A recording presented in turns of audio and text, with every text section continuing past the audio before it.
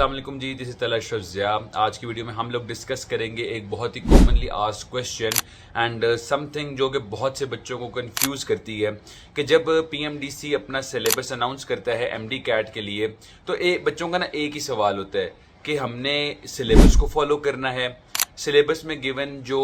Chapters हैं उनको पूरा पूरा कर लें या फिर पूरी एफएससी की बुक्स जो है वो कर लें। और इवन कुछ बच्चे तो इतना कंफ्यूज होते हैं और उन्होंने इतने जो है र्यूमर सुने होते हैं कि वो यहाँ तक सोचने लग जाते हैं कि यार क्या हमने मैट्रिक की बुक्स भी करनी है, क्या हमने ए लेवल्स की बुक्स भी करनी है, क्या हम इंडिया में जो नीट का एग्जाम होता है उसके एमसीक्यूज और उसकी बुक्स भी करने लग जाएं। तो इन सारी चीज़ों को जो है आज हम लोग इस वीडियो में डिस्कस करेंगे। सबसे पहले आपको बताता चलूं, देखें जब भी किसी एक चीज़ का कोई सिलेबस अनाउंस होता है ना तो उसका सिंपल तरीन मतलब यही होता है कि आपका जो एग्ज़ाम है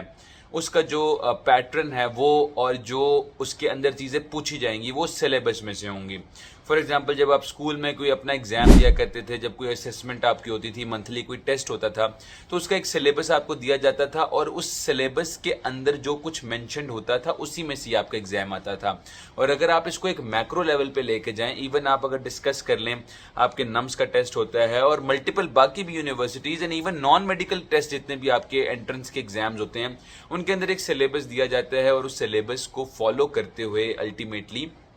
एग्जाम जो है बनाया जाता है। देखिए सिलेबस का मकसद ये होता है कि आपको जो है ना एक पाथवे प्रोवाइड किया जाए और आपको जो है ना एक ओवरऑल जो है बता दिया जाए कि यार आपने एक्चुअली एग्जाम के लिए पढ़ना क्या है। अब उसमें बात ये आ जाती है कि अगर तो ये जो सिलेबस है इसकी कोई इंपॉर्टेंस ना होती और इस सिलेबस के आने के बावजूद भी बच्चों को जो है पूरे चैप्टर्स करना होते और तमाम बुक्स को करना होता, तो फिर सिलेबस एमडी कैट जब 2008 में शुरू हुआ था पहली दफ़ा, तो फिर एक दफ़ा सिलेबस देने के बाद उसको चेंज ही नहीं होना चाहिए था। ऐसा क्यों है कि जैसे अभी हम 2025 को भी डिस्कस कर लें तो सिलेबस आपका जो है इस साल दोबारा चेंज हो गया, कुछ चैप्टर्स को रिमूव किया गया, कुछ को ऐड किया गया। अगर अल्टीमेटली एमडी कैट ने आपकी एफएससी की नॉलेज को और एफएससी की तरह पूरी बुक्स को, एफएससी की बुक्स को ही टेस्ट करना होता तो सिलेबस चेंज क्यों होता। तो जब सिलेबस चेंज किया जा रहा है और हर साल हर 2-3 साल बाद जो है सिलेबस को चेंज किया जाता है, कुछ टॉपिक्स को ऐड किया जाता है, कुछ टॉपिक्स को रिमूव किया जाता है,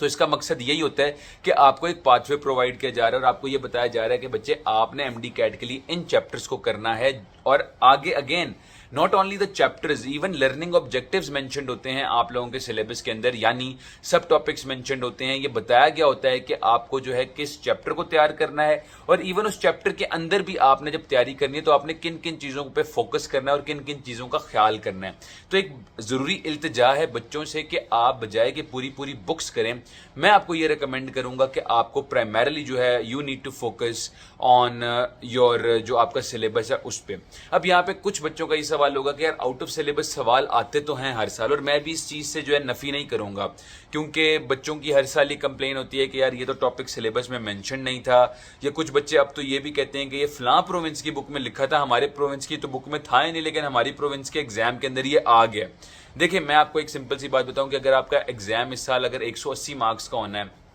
अगर आप सिलेबस को थॉरली पढ़ते हैं और अच्छे से करते हैं तो आपके 175 एमसीक्यूज आउट ऑफ 180 जो है ना कम से कम वो आएंगे from with in your syllabus जो कि पीएमडीसी ने जारी की है। हम ना आउट ऑफ सिलेबस क्वेश्चंस को ना तकरीबन थोड़ा बहुत मार्जिन इतना दे देते हैं कि ये जो है ना 4 एमसीक्यूज आउट ऑफ सिलेबस आ सकते हैं, 5 आ सकते हैं या बहुत ज्यादा नहीं होते। तो जब एक चीज जो 175 आउट ऑफ 180 जो आपके सिलेबस में से आनी है, क्या आपके लिए वो ज्यादा इंपॉर्टेंट है या वो जो 5 मार्क्स जो आउट ऑफ सिलेबस आने हैं, जो 5 एमसीक्यूज आउट ऑफ सिलेबस आने हैं, या वो ज्यादा इंपॉर्टेंट है। मेरा ये ख्याल है कि जब बच्चे इस चीज को ज्यादा फोकस देने लग जाते हैं ना, जो ये 5 एमसीक्यूज हैं, तो वो अपने 175 पे भी कॉम्प्रोमाइज करते हैं और अल्टीमेटली उन बच्चों की तैयारी उतनी अच्छी नहीं हो पाती। मेरा ये मानना है कि अगर आपके एफएससी के नॉलेज जो है अच्छी है, आपने अच्छे कॉन्सेप्ट बिल्ड किए हैं और आपने थॉरली सारी चीजों को की है, तो मेरा ये जाती ख्याल है कि आप जो है अच्छा स्कोर कर सकते हैं और इवन वो जो आउट ऑफ सिलेबस एमसीक्यूज हैं उनमें भी अच्छा परफॉर्म कर सकते हैं। और आउट ऑफ सिलेबस एमसीक्यूज का भी देखें अक्सर औकात ये होता है कि ना आपका जो एग्जाम होता है उसमें जो डिफरेंशिएटिंग फैक्टर होता है ना वो होती ही ऐसी चीजें हैं। फॉर एग्जाम्पल लंबी स्टेटमेंट वाले एमसीक्यूज, लंबी स्टेटमेंट वाले एमसीक्यूज को अक्सर औकात बच्चे देखकर पैनिक कर जाते हैं और वो इवन देखते ही नहीं है, उनसे पढ़ा ही नहीं जा रहा होता। वो लंबी स्टेटमेंट देखी, पैनिक करके 0 मार्क्स। जबकि वो बच्चा जो काम रहता है, कंपोज रहता है, जो ओवरव्यू करता है, जो उसमें से इंपॉर्टेंट इन्फॉर्मेशन को फेच करता है, वो बच्चा अल्टीमेटली मार्क्स जो है स्कोर कर जाता है। तो बात ये है कि इसी तरह आउट ऑफ सिलेबस एमसीक्यूज का भी मकसद ये है कि ऐसे एमसीक्यूज देख के ना बच्चा पैनिक कर जाता है, ओह ये तो सिलेबस में ही नहीं था, ये हो गया, वो हो गया, ये मैं कैसे करूंगा, ये। और बच्चा जो है फिर उसके बाद जो है ना वो स्ट्रेस को कंट्रोल नहीं कर सकता। और जैसे हम सुनते हैं कि जी एमडी कैट तो एग्जाम ही आपकी नर्व्स का है, आपके स्ट्रेस की कंट्रोल का है, आपकी एंजाइटी कंट्रोल का है, तो वो बच्चा वहां पे जो है फेलियर का शिकार हो जाता है, जो उसको कंट्रोल नहीं कर पाता। आपको आउट ऑफ सिलेबस एमसीक्यू मिलता है, इसको टैकल करने का तरीका क्या है, मैंने ये तो आपको बता दिया कि इसका मकसद क्या है। वो अल्टीमेटली ये होता है कि इन्होंने डिफरेंशिएट करना होता है बच्चों में कि कौन स्ट्रेस को अच्छे से मैनेज कर सकता है, कौन नहीं। और इनको पता होता है कि जी मेजॉरिटी ऑफ द बच्चे जो है ना ये लंबी स्टेटमेंट्स और ये आउट ऑफ सिलेबस वाले एमसीक्यूज को देख के परेशान हो जाएंगे, मार्क्स लूज करेंगे, और वही जो चीजें डिफरेंशिएट करेगी उनको और बाकी बच्चों को। और अक्सर औकात तो ऐसा होता है कि in out of syllabus MCQs के जो है ना ग्रेस मार्क्स भी दे दिए जाते हैं अल्टीमेटली, लेकिन वो ये होता है कि बच्चा ड्यूरिंग एग्जाम इतनी पैनिक का शिकार हो जाता है कि वो इसको ठीक करने के चक्कर में, इसकी टेंशन के चक्कर में वो बाकी सब कुछ अपना खराब कर देते हैं। अब इसको टैकल करने के 2-3 तरीके मैं आपको बताऊंगा। पहली बात तो ये है कि आप जिस एकेडमी को आपने जैसे ज्वाइन किया हुआ है,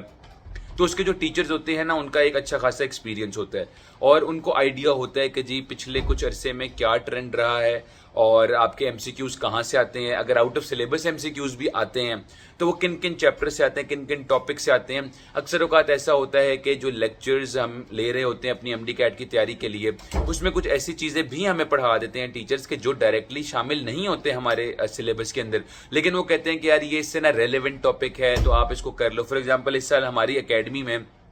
बायोलॉजी के अंदर हमारे सर ने कुछ ऐसी चीजें बताई जो कि सिलेबस में नहीं थी, लेकिन उन्होंने कहा कि based on my experience and आप लोगों की अंडरस्टैंडिंग को डेवलप करने के लिए और कॉन्सेप्ट्स को डेवलप करने के लिए जरूरी है कि ऑल्दो ये टॉपिक आपके सिलेबस में नहीं है लेकिन आप इसको पढ़ें ताकि आपकी बेस तो स्ट्रांग हो। और उसमें यह है कि आपको अल्टीमेटली अगर उसमें से कोई एमसीक्यू आ भी जाता है तो आप उसको अच्छे से सॉल्व कर भी सकोगे। तो एक तो चीज ये हो गई। फिर इसके अलावा हमारी एक पास्ट पेपर्स की बुक है, और भी बाकी मार्केट में अगर कोई ऐसी बुक मिलती है तो आप उसको यूज कर लें, लेकिन हमारी जो बुक है हमने उसके अंदर आउट ऑफ सिलेबस एमसीक्यूज जो है उसका एक कॉलम अलग से बनाया हुआ है। हर साल जो आउट ऑफ सिलेबस एमसीक्यूज पूछे जाते हैं उसमें हमने मेंशन किए हैं ताकि बच्चों को पता हो कि अच्छा यार पिछले सालों में ये जो है आउट ऑफ सिलेबस एमसीक्यूज आए थे, क्या मैं इनको अपने एफएससी की नॉलेज की बेसिस पे कर सकता हूं या नहीं कर सकता, और ये किस किस टॉपिक से आए हुए हैं, कौन से ऐसे टॉपिक्स हैं जिनमें से मोस्ट कॉमनली आते हैं जो एमसीक्यूज। ये बच्चे को ये भी एनालाइज करने में हेल्प करता है जब आप रिव्यू करते हो। आपने हमारी बुक बाय नहीं करनी ना करें, आप पास्ट पेपर्स पकड़ लें, आप एनुअल पास्ट पेपर्स पकड़ लें, आप उनको सॉल्व करें, आप उसमें देखें कि यार ये किस चैप्टर में से आ रहे हैं। क्या या तो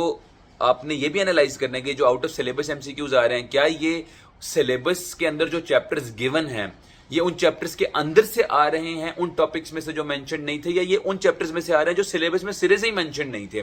तो ये चीजें जो है आपको एनालाइज करने में हेल्प करेंगी। एंड मेरी एक छोटी सी रिक्वेस्ट ये होती है कि देखिए अगर आपके पास बहुत ज्यादा टाइम है, आप इंप्रूवर हैं, आप रिपीटर हैं, आपके पास पूरा साल है, देखिए अगेन आपकी main priority should be your syllabus और आपने अपने सिलेबस को ही पहले करना है। लेकिन अगर आपके पास टाइम है तो मैं ये बच्चों को जरूर रिकमेंड करता हूँ that if you have time तो आप ना जो टॉपिक्स या जो चैप्टर्स मेंशन्ड हैं उसके रेलेवेंट जितने भी आपको लगते हैं ना कि सब टॉपिक्स है, जो भी टॉपिक्स हैं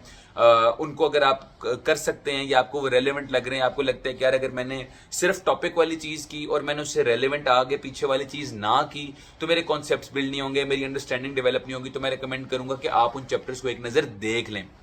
पूरी बुक्स करने के हक में मैं अभी भी नहीं हूं, मैंने इसीलिए आपको कहा है कि लेक्चर्स ऐसे लें, बुक्स ऐसी इस्तेमाल करें कि जिसमें आपको इन चीज़ों का आइडिया हो जाए। लेकिन अल्टीमेटली जब आप बुक को पढ़ रहे हैं तो आपको आइडिया हो जाता है कि यार ये चैप्टर जो है ना इसमें से पास्ट में बहुत ज्यादा आउट ऑफ सिलेबस एमसीक्यूज आए हुए हैं, या मैं इस चैप्टर को जो है अगर एक ओवरव्यू मैंने हल्का सा कर ही लेता हूं ताकि मेरा कॉन्सेप्ट बिल्ड हो जाए या मेरा एक अंडरस्टैंडिंग अच्छी हो जाए, तो वो चीज आपको कहीं ना कहीं हेल्प कर जाती है। बट अगेन इस सब में भी जो सबसे ज्यादा चीज आपकी हेल्प करती है वो आपके होते हैं जो strong concepts and the thorough reading that you have done in FSc. और इसके अलावा बात ये आ जाती है कि आपने जब पढ़ना है तो again your main priority is वो जो 175, 176, 177 एमसीक्यूज जो from within the syllabus आने हैं, आपने उन पे फोकस करना है मेनली। ये जो 2, 3, 4 एमसीक्यूज आउट ऑफ सिलेबस आने हैं, एक तो अगर आपकी नॉलेज अच्छी है तो ये आराम से सॉल्व हो सकते हैं, अगर आपने एफएससी में अच्छे से पढ़ा तो ये आराम से सॉल्व हो सकते हैं, अगर आपने पास्ट पेपर्स को ओवरव्यू किया हुआ है तो ये अच्छा आराम से सॉल्व हो सकते हैं, और अगर आपने किसी अच्छी एकेडमी के लेक्चर्स को अटेंड किया हुआ है तब भी ये आराम से सॉल्व हो सकते हैं, क्योंकि आपको आइडिया हो जाएगा कि यार क्या क्या चीजें इससे रेलिवेंट है, क्या क्या चीजें इससे लिंक्ड हैं, उनको पढ़ लिया, अंडरस्टैंडिंग डेवलप हो गई और वो कहीं ना कहीं चीज आपको अल्टीमेटली फायदा दे जाती है। But again always remember for this 2-3 MCQs you don't have to compromise on your 177, 176 marks जो ये जो एमसीक्यूज आपके from within the syllabus आने हैं। जब उन पे 100% ग्रिप हो गई है ना और आपके पास टाइम बच रहा है, फिर जाके जो है रेलिवेंट टॉपिक्स को पढ़ो, रिलेटेड टॉपिक्स को पढ़ो और उन 2-3 एमसीक्यूज को भी परफेक्शन की तरफ लेके आने की कोशिश करो, क्योंकि अल्टीमेटली बात फिर हो जाती है कि एक एक मार्क मैटर करता है, एक एक मार्क के पीछे आपकी परसेंटेज बहुत ज्यादा बदल जाती है। तो इसलिए जो है आपने कोशिश करनी है कि आप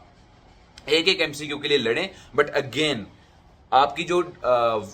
मेहनत होनी चाहिए ना वो डायरेक्टेड होनी चाहिए। स्मार्ट वर्क करना है और हार्ड वर्क भी करना है साथ साथ। 177 पे जब इतनी अच्छी ग्रिप हो गई है कि उसको कर सकते हो, फिर आपने आना इन 2-3 एमसीक्यूज में, और उसमें भी ये नहीं है कि फिर पूरी पूरी बुकें पढ़ने लग जानी है। उस अप्रोच को अपनाना है कि जो अप्रोच आपको अपने हिसाब से बेहतर लगती है, आपके नजदीक वो आपको हेल्प आउट कर सकती है। और बाकी फिर बाद में देखिए अल्टीमेटली तो ये होता है लक का एलिमेंट। वो एमसीक्यू कौन से आए थे, वो एमसीक्यू क्या आपको वो चैप्टर अच्छे से आता था या नहीं आता, आपके पेपर में आउट ऑफ सिलेबस एमसीक्यूज आए भी थे या नहीं आए थे, कितने आए थे, ये सारा लक फैक्टर होता है। ये सब जो अल्लाह की जात के हाथ में होता है। आपने बस एग्जाम में अपना बेस्ट दे के आना और बाकी सब कुछ अल्लाह के हाथ में छोड़ देना है और बस अल्लाह से दुआ करनी है कि अल्लाह ताला मैंने तो अपनी तरफ से बेस्ट दिया था, बस अब आपने जो है मैंने जो भी मेहनत की है, जो भी किया, मुझे उसका सिला दें और अल्टीमेटली फिर अल्लाह ताला आपके लिए वही करेगा जो आपके हाथ में बेहतर होगा। दुआ में याद रखिएगा। कुछ करके दिखाना है, आगे जाना है, खुद को कीमती बनाना है, दुनिया को दिखाना है, कुछ करके दिखाना